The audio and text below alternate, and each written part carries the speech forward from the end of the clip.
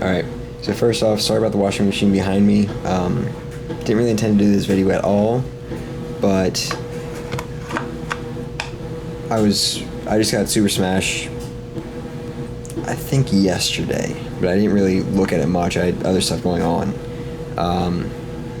I just got in the GameCube style stick for the video I intended to do on Saturday the 15th, but I got busy again then.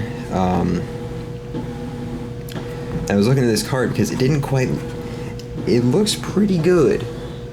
Even had the Nintendo security bits, but it was just something about it didn't quite look right, so I decided I'd rip it open. And what I'm trying to show you here is there's something about the Nintendo engraving, I can't think of the right term, and actually the plastic itself. At first I was thinking it was just a really good cart, but then I started noticing more and more things that didn't match up. So I got this open, and I was just in it, obviously. The first thing I noticed is there were no screws. Top of my trash can just decided to jump off. I will probably cut that out.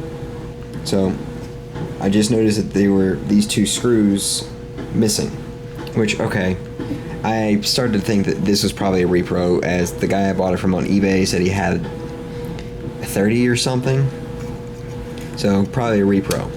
What I didn't expect was this. This is not anything like a stock N64 cart. This is actually a legitimate original N64 as far as I can tell. This is not. Now what I'm hoping, it's gonna be really awkward because I'm righty and I'm doing this with my left hand. I think Ocarina has a battery-backed memory system, which means it should be darn near identical internally. Well, heck, right off the bat, you can already see that's different. It's got the full-size RFI shield. That is Super Smashes on top of it. Now, I personally am not a huge fan of them. It's just, we're talking a couple dozen megahertz here. I don't see a huge need for them. Crap. Especially since the console itself has no true ground. At least not in the US. I am not good lefty.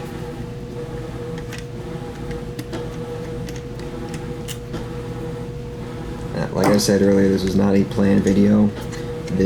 I was getting the mod ready for tomorrow.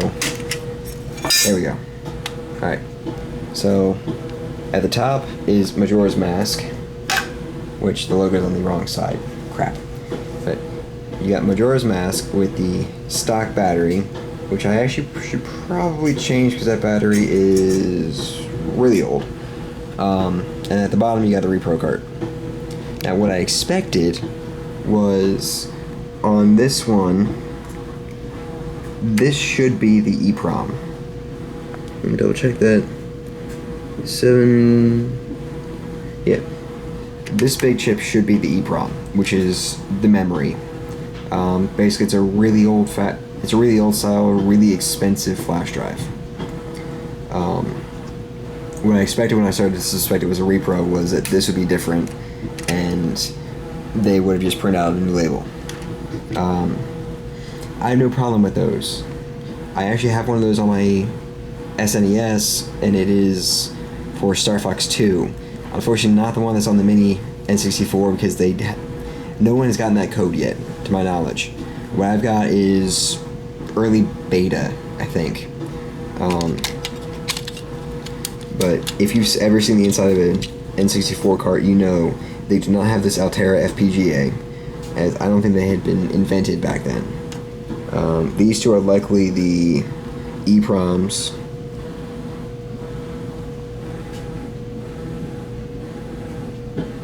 Yeah, I'm just going to run with that, because I'm kind of doing this off the cuff.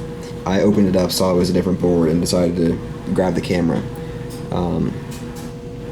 So I haven't really looked into this much, and I don't have a huge problem with repros.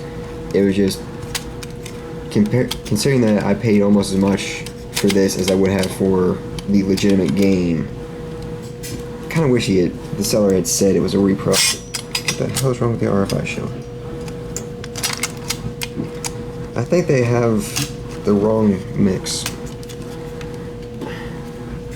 Another reason why I don't like RFI shields.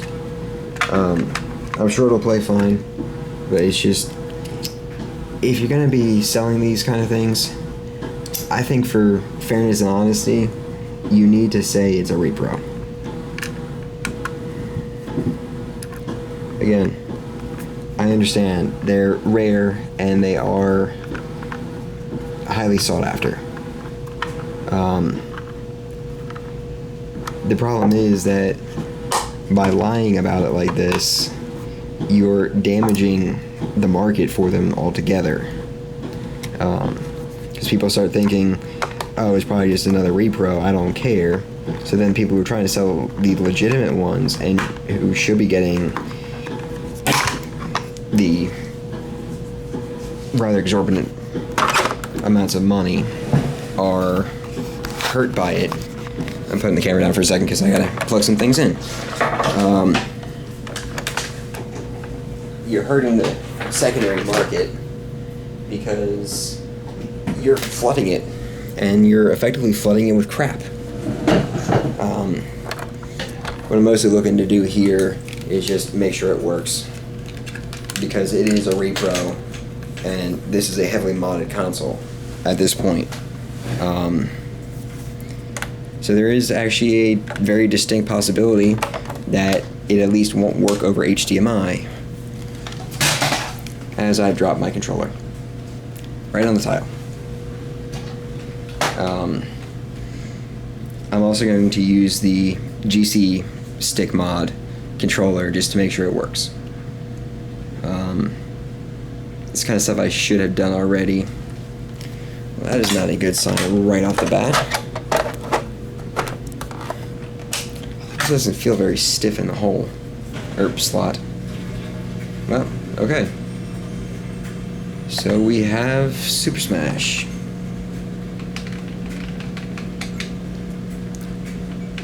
Oh, the stick appears to be working.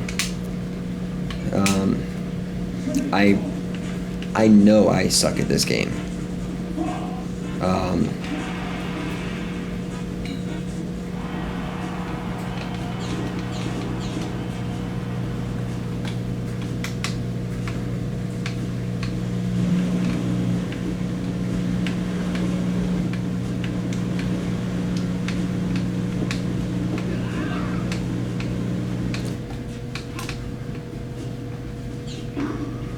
Oh, crap.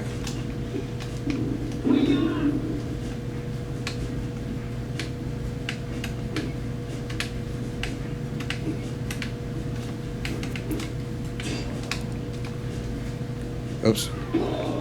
I actually have no idea what the hell I'm doing.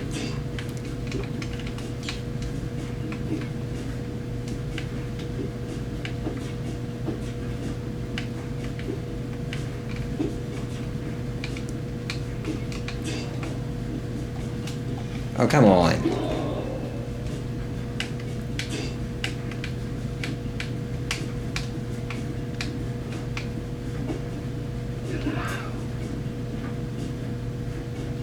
Well, that was actually kind of interesting.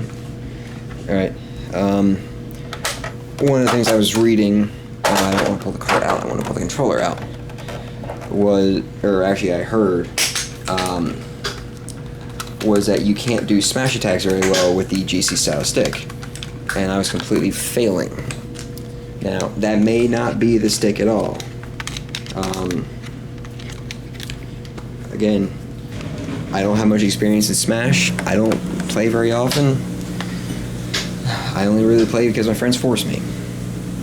And I truly do apologize for the laundry in the background. It was one of those unfortunate situations where kind of had to.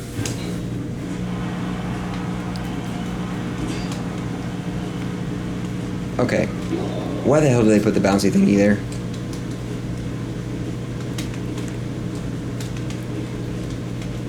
Okay, I'm having as much luck smashing right now as I did with the GC stick.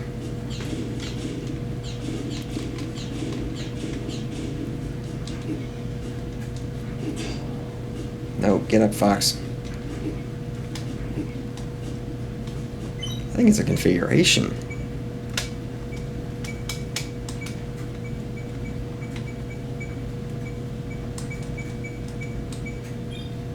Whoops. Didn't mean to exit.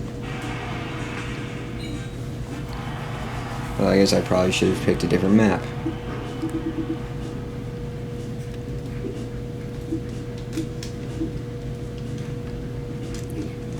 Yeah, see, this is the actual legitimate N64 controller that has not been modified whatsoever.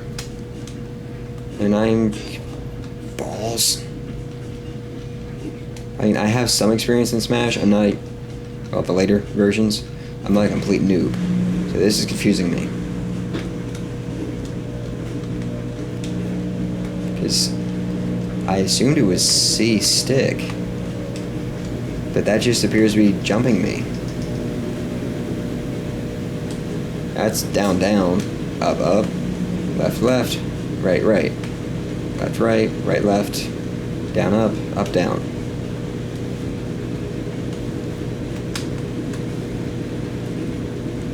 D-pad does not do jack. Left trigger is taunt. Z is bubble. Well, I mean, they appear to be working the same in this one at least.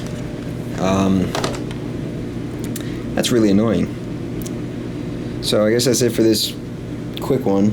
I hope it's quick. Yeah. See you guys in the next one.